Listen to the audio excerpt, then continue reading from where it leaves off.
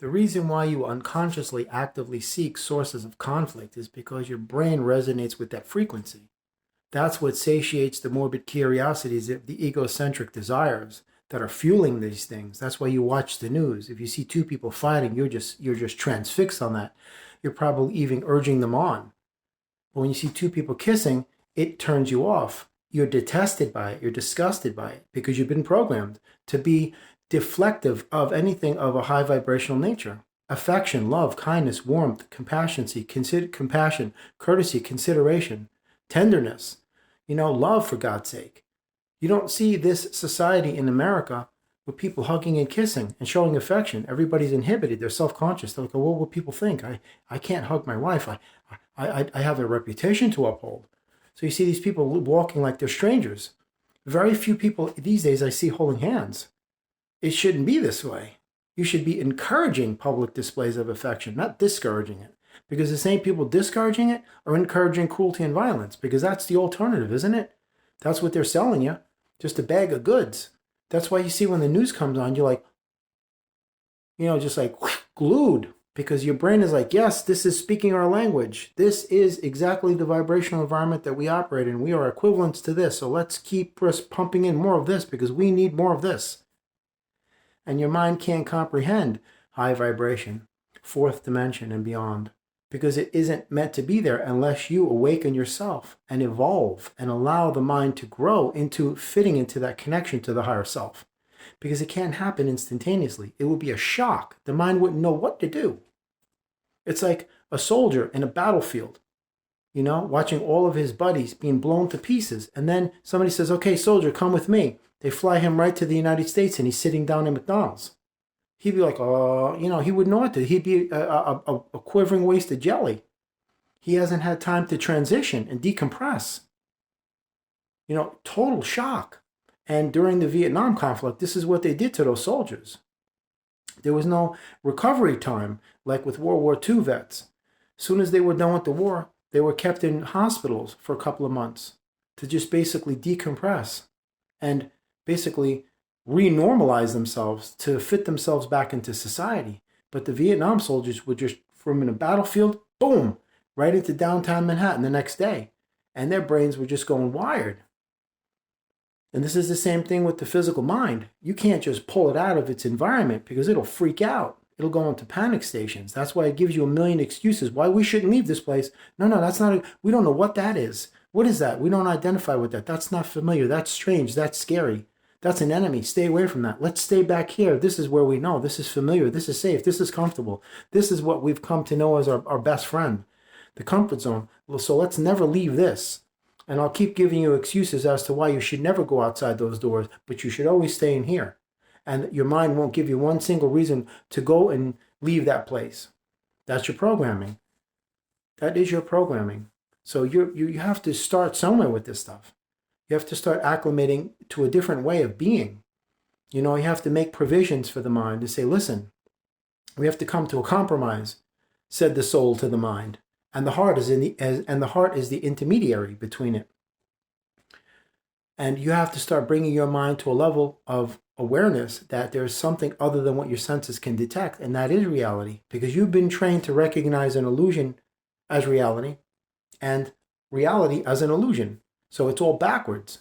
So you've got to flip the script and invert these things. You have to reverse the polarity in order to go forward, because even though you think you're going forward, you've been going backward the whole time. Their lies are your truth and their illusions are your reality. You got to flip it. You've totally got to flip it.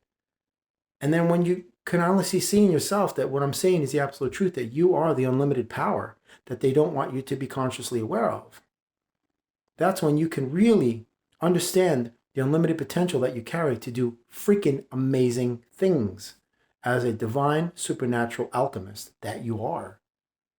Just practice. Practice not sabotaging yourself anymore.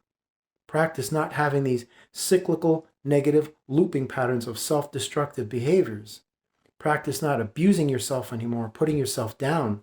Practice not complimenting others at the sacrifice of you insulting yourself. Practice not accommodating somebody else by inconveniencing yourself. Practice not taking second best but always being the best and always being your best, no matter what people think. Practice not dumbing yourself down or dialing yourself down or diluting your talents and abilities. Practice being the best version of yourself, no matter what that means. Practice shining the brightest without worrying about outshining anyone else. Practice being someone you've never been before, and that is your extraordinary self, not your ordinary self, the pedestrian self, the common, the normal, the average, the everyday. That's the programmed, egocentric drone. Practice not being that person anymore, and allow the mind to come along on that journey. And then the mind will connect to the higher self, and you watch how this all changes. But one caveat, though. Once you do break that third dimensional barrier, I must give you a warning that once you are outside the matrix, you will be ostracized as a pariah. They will call you freak, weirdo, nutjob, crazy, conspiracy theorist. You'll hear it all, because now you're not in that environment anymore and you're not speaking that language. Now you're a foreigner. Now you're a threat. Now you'll experience cognitive dissonance with ad hominem. That's exactly what they're trained to do. It's like the religious crowd. When you're like, oh, God, Jesus, they all love you. But as soon as you start countering what they're saying, that's it. You got the fangs, the talons, and the claws coming out. They're all the same. They're all the same. Speak ill against the Bible, and they will look to kill you. Swear to God. And these are the same people, oh, Jesus saves, Jesus love, and all that other stuff. But as soon as you speak something against their doctrine, that's when they're going to look to annihilate you. And that's the truth. That's the straight truth. I could make videos for hours and hours and hours on this stuff, but it would be boring. So, in conclusion, just eliminate the need to look outside yourself. Everything's created within. And you don't need any accessories. You're complete, you're whole, you're one. Nobody can complete you. People can bring joy into your life, but only you can make yourself happy. And you do that by creating a space and you're filling it with the high vibrational energies of whatever you feel that should be filled with. An exercise that I always love to have people try is empty your mind of everything. Take a breath. Now, fill your mind with the happiest moments of your life. Now live within the energies of those moments for the rest of your life, and you have now successfully reconnected with your happiness that cannot be found outside yourself, but can only be established and maintained in a connection inside yourself. Now use the mind as an example, but you're actually using your sacred space. Is actually inner space, because there's no such thing as outer space. You see how they make you think everything is external? Oh, look, outer space. No, it's inner space. Everything is in. Everything is within, inside, internal. It is what is referred to as the endogenous. Then you have interstice and then the exogenous. Microcosmic, macrocosmic. And there's many others. But you only need yourself for this journey. You know? That's it. The reason I've got these videos is maybe to give you a little, motivational push, so to speak. But you're the one that's going to take yourself to these things, because you're going to personalize a system that works for you, and then you go with that and modify it along the way. That's what I did. And my version of spirituality is not going to be yours. And I say version because this is an infinite universe. What spirituality means to me and how I believe it and interpret and understand it and relate to it is not going to be what it means to you. And I'm not trying to push anything on you. I don't have belief systems.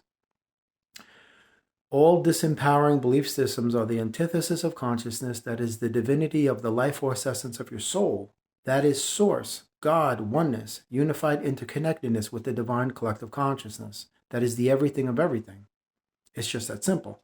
But my connection is one of an infinite, and it's unique to me. It's my individual journey and my own personal truth. So I'm not going to push anything on anyone. The only thing I do is I just offer you a view of my world, insight, to what works for me. And if you can get something that works for you out of that, awesome. But if not, I wish you the best in discovering your own personal journey, because that's what it is. We should celebrate the diversification of this planet, not attempt to destroy each other over it. Have a blessed and happy journey. God bless you, because God already has, and God always will.